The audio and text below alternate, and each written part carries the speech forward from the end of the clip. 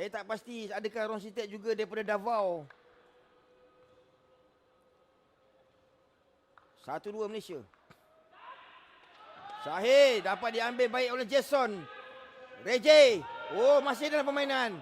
Clearance Farhan Adam. Mudah saja. Jason kawalan pertama.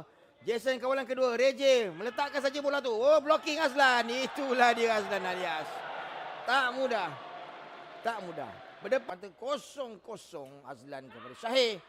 Satu servis diambil oleh Rositek. Hantaran Jason kepada Reje. Blocking.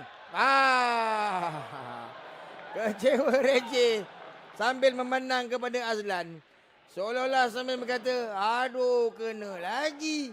Macam itulah. Nampak gulungan dia. Kalau melihat kedudukan badannya, Syahidlah sasaran tu. Itulah yang saya katakan. Nampak kan? Hei, shot ya Allah. Mak Datuk.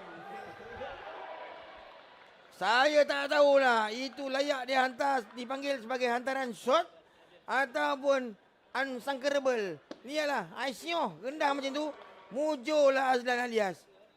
3-9 Filipin. Rositek mungkin mencari Haziq. Tapi Haziq dah pun bersedia. Hantaran Farhan Adam.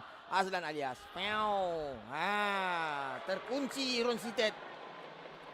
Walaupun bola terkena peha kiri. Tapi bagai kata pepatah. Kena peha kiri. Peha kanan tak bergerak. Cuba tengok sekali lagi. Kena peha kiri.